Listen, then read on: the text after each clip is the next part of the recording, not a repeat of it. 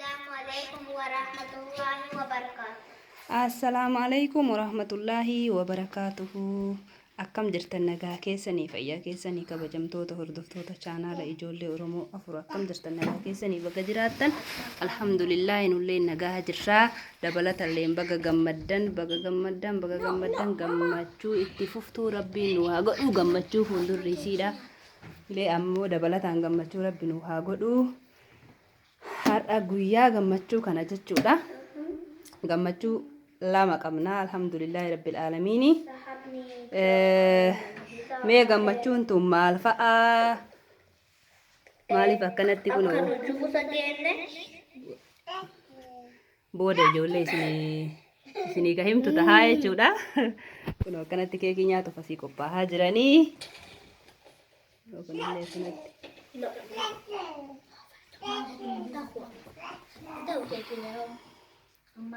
Mashallah.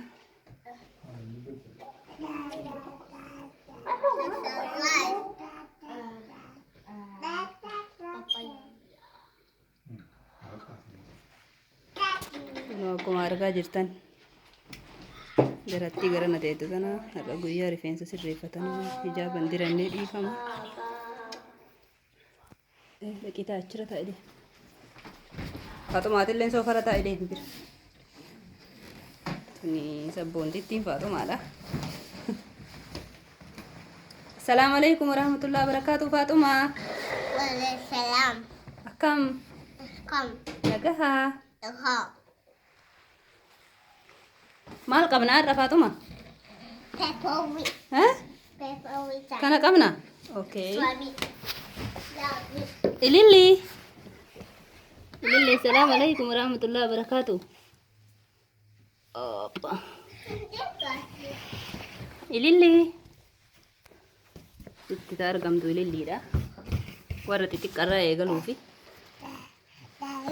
Akkam? Akkam ililli? Nagaa ililli gammadde ililli. Ililli gammadde? Jawar baay'ee gammadde ililli.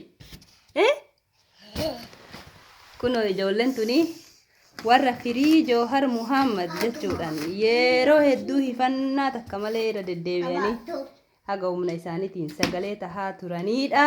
Mee gammachuu akkamii akka isaan gammadan gaafachuuf jira inshallah. Firdoosa irraa eegalaa. Firdoosa assalaamu alaykum warahmatullahi wabarakatuh. Waalaikumsalam warahmatullahi wabarakatuh. Akkam? Naga. Akkami gammadde? Maali har'a guyyaan har'aa kun maaliif gammadda? Sam Jawhar mana hita bae finu juusa buusne. Juusa meeqa buufitta? Juusa afur fitte. Ati juusa meeqa bitte? Juusa afur. Masha Allah masuuraa kam qaraata? Qaaf. Qaaf qaraata Masha Allah juusa afur biraa tarte jechuudha. Kasi mee Jawharii kam wagam gammadde mee hagam gammadde? Mee nutti agarsiisi mee akkamitti ibsita? Baay'ee gammadde. Dhugaa. Esa jirta wayitaati dhageettu akka Jawhar hiikame yaadatta esa jirra wayita ala maal goone booda Jawhar hiikamna hin sujuunne akkasi kunoo gammachuun sujuunne jedhaa jirti mee Mariyamatti kennime Mariyamaa nagam gammadde. Assalaamu alaykum warahmatullahi wabarakatuh. Waalaikumsalam warahmatullahi wabarakatuh. Akkam? Nagaha. Alhamdulillah. Mariyama maali har'a guyyaan har'aa kun gammachuun ta'e har'aa maali? Jaba. Masha Allah. Maaliif gammanne? Akka Jawhar mana hita bahu fi akka nujuusa. Jawharii fi eenyuun fa'ame? Eenyu yaada? Bakkala fi Hamza. Masha Allah. Bakkala fi In jaalattanii jara mara? Hamza. Masha Allah. Maali jarri? Jarri maali? Eenyutu beeka? Qabsaa'ota maaliiti? Oromoo. Qabsaa'ota Oromooti baay'ee jaalattaniimi. Maal jette? Poolitikaali. Akkasii. Mariyam gammachuun biraa hoo maali har'a Jawhar faa hiikamuu Baqqalaan Hamzaa fi akkasuma warri isaa wajjin hidhame hiikamuullee gammachuu ta'e cimtuudha. Dabalataan maal gamman? Gammachuun keenya biraa maali har'a? Juuza gahuun Ahmadin juuza jaha kahe Ahmad maal ta'uun Ani fi Firdoosan juuza afur geenne. hayyee mee Ahmaditti kenni mee Ahmaditti kenni. Assalaamu alaikum warahmatullahi wabarakatuh. Ahmad. Yeay. Assalaamu alaikum warahmatullahi wabarakatuh. Waalaikumsalam warahmatullahi wabarakatuh. Akkam nagaa? Alhamdulillah nagaa jirtu. Alhamdulillah. Maali gammachuun ta'e guyyaa har'a? Akka Johar mana hidhaati. Jawharii fi Baqqalaa Garba, Johar Muhammad, Hamza Booranaa. maashaallah ka'i hayyee har'a sababaan biraa juusa shan fixxee jahaffaa gahaa jirtaa koottu shaamaa kana dhaamsayyee koottu. Okay.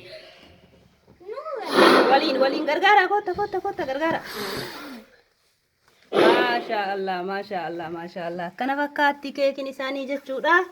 Maashaallah kana irraa kaaftanii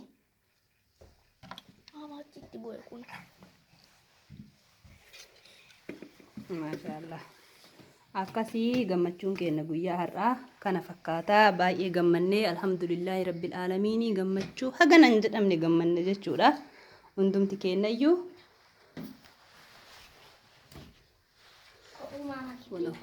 ililleen akkanatti bashannanaa jirti lafa ilillee akkam daaddaad ilillee hin dubbattu kottu kana sii kenna kottu baluun sii kenna kottu baluun ni fudhatta kottu ka tatti baluun ta'e fudhadhu baluuni akkasii amma sagantaa keekii muruutu irra jirra jechuudha. Dafa keekii murawwan Inshallah. keekii muruu nu barbaachisa. Himi tokkoffaa namni dhufee fudhatu. Nama juusa Nuuraaniyyaa nama Aliif hin buuse. Faaxumaa Abdurrahmaan Hussein kottu. Keekii fudhattaa Faaxumaa Abdurrahmaan Hussein kottu. Faaxumaa keekii sii kennaa kottu. Okay. Daafi Aliif hin qaraatee argatta dadda. Poozii ati qara yachi garagalu.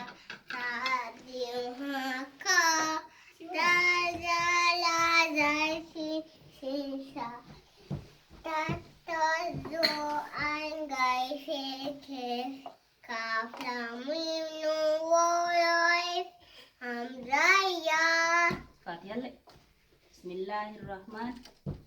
Qara'ika. Bismillahirrahmanirrahim. Qul a'udzu Alhamdulillahi. Alhamdulillahi Rabbil Alamin. Ar-Rahmanir-Rahim. Maliki yawmiddin. Iyyaka na'budu wa iyyaka nasta'in. Ihdinas siratal mustaqim. Siratal ladzina ghairil maghdubi 'alaihim waladdallin. Amin. Masya Allah. Allahu Akbar. Sadaqallahul azim. Wow. Amma hojjet agarsiifatu guddatee ka'ee jira. Allah nallee sii kenna. Nyaata deemattee ni nyaata. Kafaatuma kana fakkaata. Jaalatte? Yes jee. Yes. Amma taa'ee soofa irratti boota keetitti deebitee nyaata. Korii deemi soofa sii kenna. Masha Allah.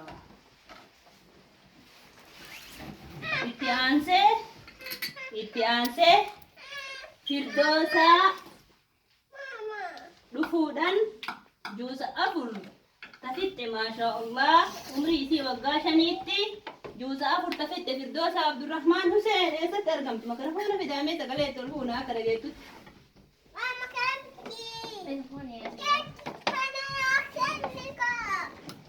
Masha Allah.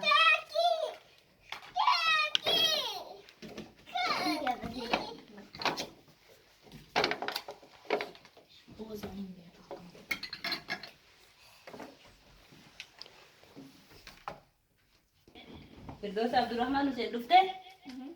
Okay, keekii sii kennaa.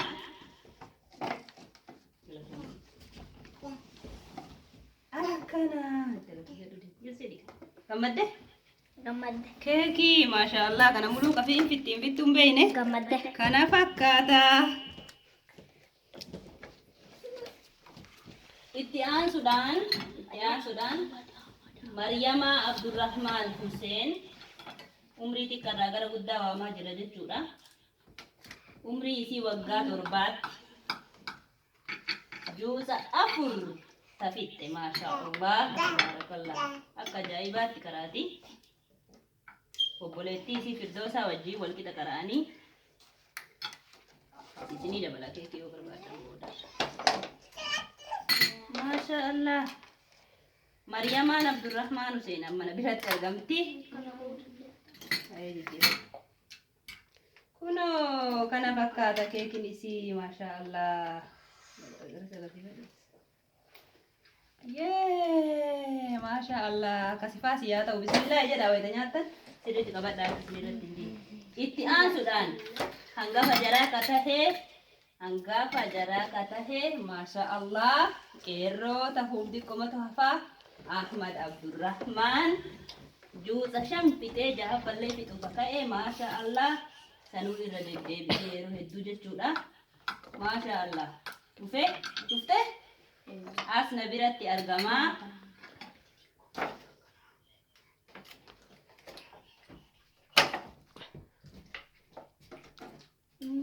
Akkasitti kunoo Ahmad keekii haga maal ga'u kaasee jira jechuudha. Qal'aana tokkodha.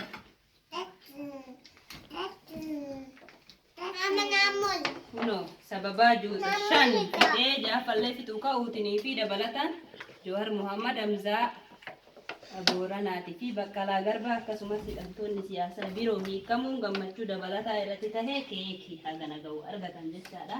Badhaasonni biraallee samoona kennameefii ture. Akkasii galatoomaa bismillah jedhaa nyaadhaa kasifaa isinii haa ta'u. Rabbiin haafizul Qur'aan isin haa godhu. Rabbiin haafizul Qur'aan isin haa godhu. Inshaallah ka itti aanutti gaafa Ahmad illeen juuza 6 fixee fixuu ka'eesi isinilleen gaafa juuza 5 fixa walitti deebinaa. Assalaamu alaykum wa rahmatullahi wa barakaatu. Nagaatti.